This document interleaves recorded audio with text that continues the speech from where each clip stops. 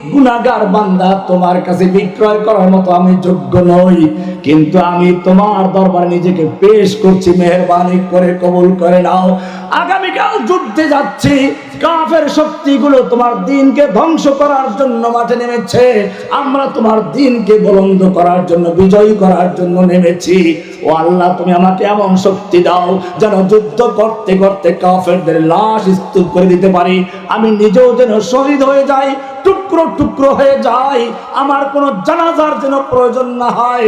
কিয়ামতের মাঠে আমি যখন উঠব, তখন যেন রক্তমাখা জামা কাপড় নিয়ে হাসরের ময়দানে উঠতে পারি, যখন সমস্ত লোকেরা উলঙ্গ হয়ে উঠবে, নতুন কাপড় চোপড় পচে যাবে, কিন্তু শহীদদের কাপড় চোপড় পচবে না, শহীদরা কাপড় নিয়ে উঠবে। আল্লাহর হাবিব বলেছেন, ইয়াসরুবুদ দামান, শহীদদের জখমগুলো তাজা হয়ে যাবে, ইয়াসরুবুদ দামান, রক্ত ঝরতে থাকবে, লাউনুহু লাউনুদ্দাম ওয়া রিহুহু রিহুল মিসকে, রংটা হবে রক্তের রং, ঘ্রাণটা হবে মিশক আম্বরের ঘ্রাণ। সুবহানাল্লাহ। ও রব্বুল আলামিন, আমাকে কবুল করে নাও, আমাকে ক্রয় করে নাও, জান্নাতের বিনিময়ে তোমার কাছে বিক্রি হয়ে যেতে চাই। গোয়েন্দারা বুঝলো কান্দে তো ঠিকই, আমাদের ভয়তে না, আমাদের মারার জন্য। এইবারে রস্তমকে বলো, রস্তম, মুসলিম সৈন্যদের বিরুদ্ধে যুদ্ধ করে বিজয় লাভ করার স্বপ্ন দেখো না। রস্তম বলল, কারণ কি? মুসলিমদের সৈন্য কি আমাদের চেয়েও বেশি? বলে না, তাদের সৈন্য তো অনেক কম। বলে তাহলে কি তাদের অস্ত্র অনেক বেশি? বলে না, তাও কম। তাহলে কোথায় গায়ে শক্তি বেশি? বলে না, তাও কম। রস্তম খেপে গেল, অস্ত্র আমার বেশি, সৈন্য আমার বেশি, শক্তি আমার সৈনিকদের গায়ে বেশি, আমাকে ভয় দেখাচ্ছ কেন? রস্তমের গোয়েন্দারা বলল, রস্তম শুনে রেখো, হতে পারে অস্ত্র তোমার বেশি, সৈনিক তোমার বেশি, শক্তি তোমার সৈনিকদের গায়ে বেশি, কিন্তু জেনে রাখো, তোমার সৈনিকদের কাছে মদের পেয়ালা আর সুন্দরী যুবতী নারী যত বেশি প্রিয়, মুসলিম সৈনিকদের কাছে আল্লাহর রাস্তায় জীবন দেওয়া তার চেয়ে লক্ষ কোটি গুণ বেশি প্রিয়। বোঝা গেল মুসলিমদের শক্তি আসে কোত্থেকে? আজকে মুসলিম দাবি করি আমরা সকলেই, আমরা পড়ি লা ইলাহা, কিন্তু লা ইলাহা ইল্লাল্লাহ অর্থই জানি না। আজকে ভালো করে শিখে রাখুন, লা ইলাহা ইল্লাল্লাহর দুইটা অংশ।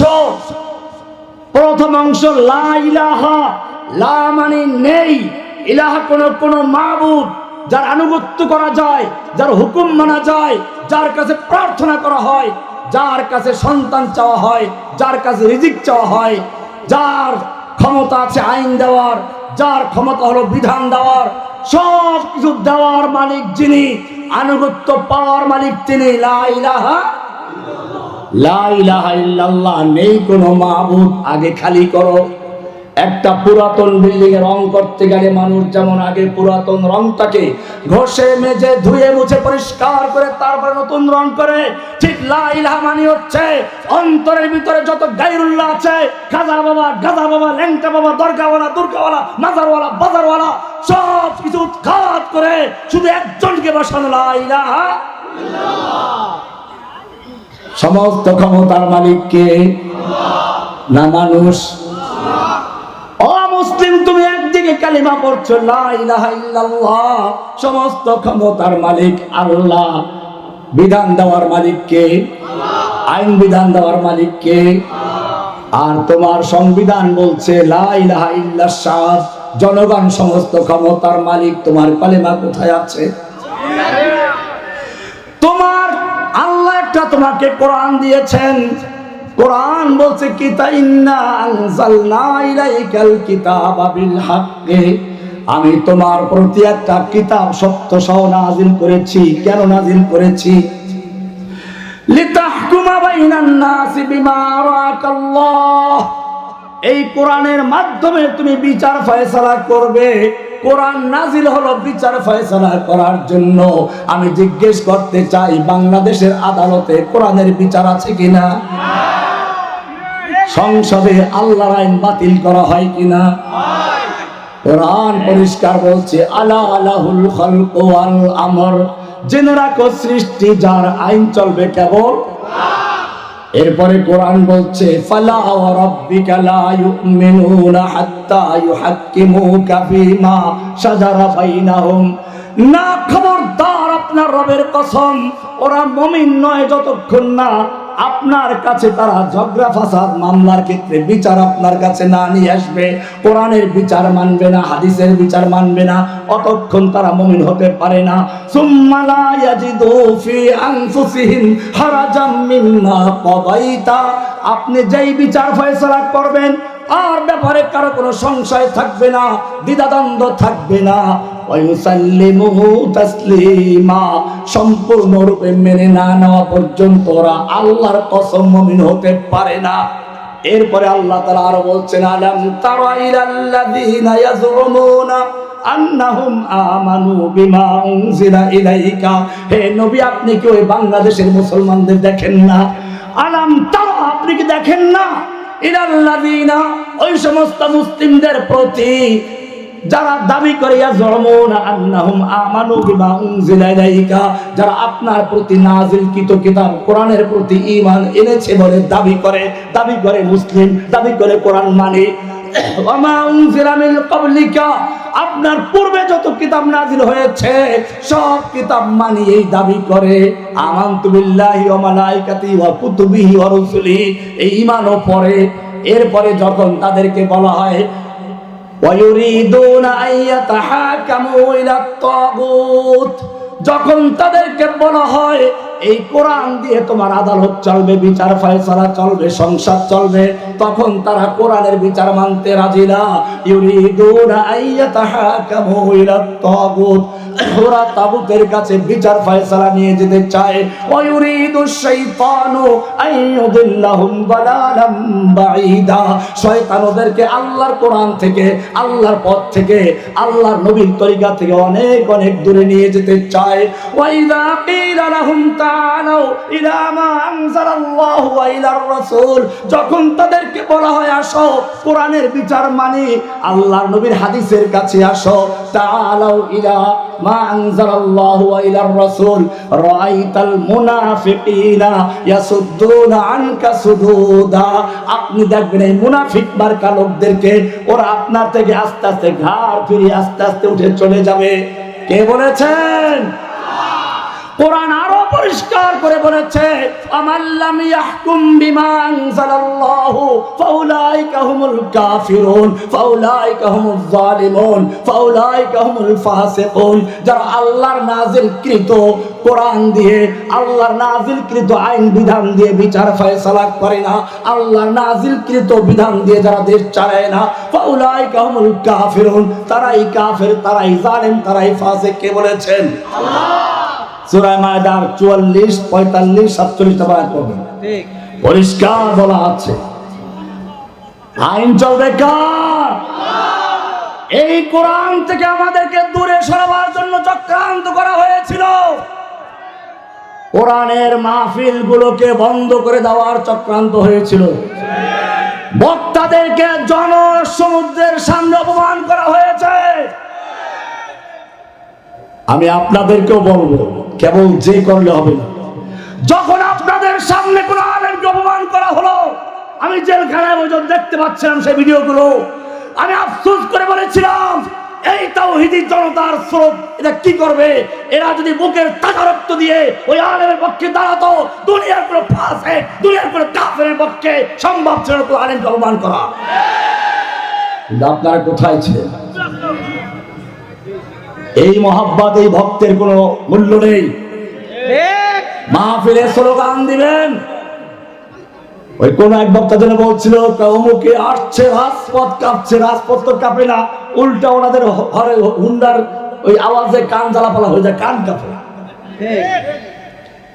মনে রাখতে হবে ইসলাম এত সহজে আসে না।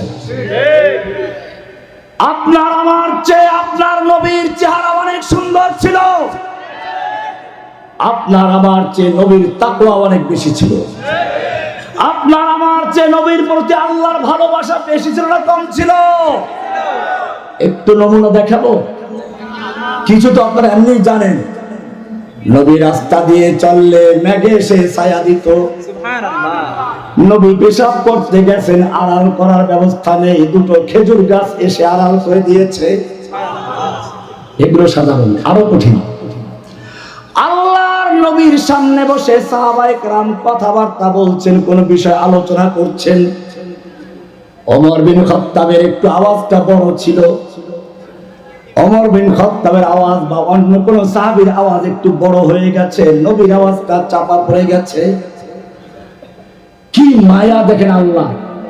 আল্লাহ তাআলা সঙ্গে সঙ্গে আরশ থেকে জিবরাইলকে পাঠালেন, যাও সূরা হুজুরাতের 2 নম্বর আয়াত শুনিয়ে দাও, ইয়া আইয়ুহাল্লাযীনা আমানু লা তারফাউ আসওয়াতাকুম ফাওকা সাওতিন নবী। হে ঈমানদারগণ, খবরদার খবরদার, নবীর আওয়াজের চেয়ে জোরে আওয়াজ করে কথা বলবি না। ওয়ালা তাজহারু লাহু বিল কওলি কাজহারি বাযিকুম লিবাযিন আন তাহবাতা আমালুকুম। তোমরা নিজেরা পরস্পরে যেমন একে অপরকে ডাকাডাকি করো, চিল্লাচিল্লি করো, নবীর সামনে এরকম ডাকাডাকি চিল্লাচিল্লি করবি না। আন তাহবাতা আমালুকুম, এমনটা যদি করো তোমাদের জীবনের সমস্ত নামাজ, রোজা, হজ, যাকাত, জিহাদ, কিতাল সবকিছু বরবাদ হয়ে যাবে। আন তাহবাতা আমালুকুম ওয়া আনতুম লা তাশউরুন, তোমরা টের পাইবা না। কে বলেছেন? আল্লাহ। কি মায়া, খেয়াল রেখেন, পরে আমি কিছু কথা বলবো। কি মায়া নবীর জন্য! নবীর আওয়াজের উপর দিয়ে আওয়াজ করলে, কথা বললে ওহী নাযিল হয়ে যায়। শুধু এ পর্যন্তই নয়, আল্লাহর নবীর উপরে যখন কোরআন নাযিল হতো, ছাত্ররা যখন উস্তাদের কাছে পড়ে, উস্তাদের গুরুত্বপূর্ণ পড়া শুনে, তখন ঠোঁট নাড়াচাড়া করে পড়ে, ঠিক কিনা? শরীরটা ঝুলে হেফজখানায় পড়ে না, ঠোঁট নাড়াচাড়া করে। জিবরাইল যখন কোরআন শোনাচ্ছেন, আল্লাহর নবী কোরআনটাকে যাতে মুখস্থ রাখা যায়, ছুটে না যায়, সেজন্য ঠোঁট নাড়াচাড়া করে পড়ছেন। আল্লাহ তাআলা আরশ থেকে দেখতে পাচ্ছেন নবী কষ্ট করছে, কোরআন মুখস্থ করার জন্য কষ্ট করছেন। কি কষ্ট! কিন্তু আল্লাহ রাব্বুল আলামিন সঙ্গে সঙ্গে জিবরাইলকে পাঠিয়ে দিয়েছেন, যাও আমার নবীকে গিয়ে বলো, লা তুহাররিক বিহি লিসানাকা লিতাজালা বিহি। ও নবী, কোরআনকে দ্রুত মুখস্থ করার জন্য আপনি ঠোঁট নাড়াচাড়া করবেন না, আপনার কষ্ট করার কোনো প্রয়োজন নাই। ইন্না আলাইনা জামাহু ওয়া কুরআনা, গোটা কোরআনকে নূর বানিয়ে আপনার সিনার মধ্যে জমা করে দেওয়া, আপনার সিনার ভিতরে সংরক্ষণ করার দায়িত্ব আমি আল্লাহ নিজে গ্রহণ করেছি। জোরে বলুন সুবহানাল্লাহ। কি মায়া নবীর জন্য! নবী একটু কোরআন মুখস্থ করতে গেলে কষ্ট হয়, সেই কষ্ট দিতে চান না। আরো বলুন, আল্লাহর নবী রাতে ঘুমিয়ে আছেন, তাহাজ্জুদ পড়ার জন্য উঠতে হবে, কি মায়াবী ডাক! ইয়া আইয়ুহাল মুজাম্মিল, সুবহানাল্লাহ। ও চাদর মুড়ি দেওয়া শুয়ে রয়েছে ব্যক্তি, ওঠো। কামলিওয়ালা বলেন না, চাদরওয়ালা, কম্বল গায়ে দিয়ে শুয়ে আছে, ওঠো। কুমিল লাইলা ইল্লা কালিলা, তুমি রাত্রি জাগরণ করো, তবে কিছুক্ষণ ঘুমাও। তুমি সারা রাত্র ইবাদত করতে থাকো, তোমার পা ফুলে যায়, এত বেশি দরকার নেই, কিছুক্ষণ ঘুমাও। নিসফাহু আবিল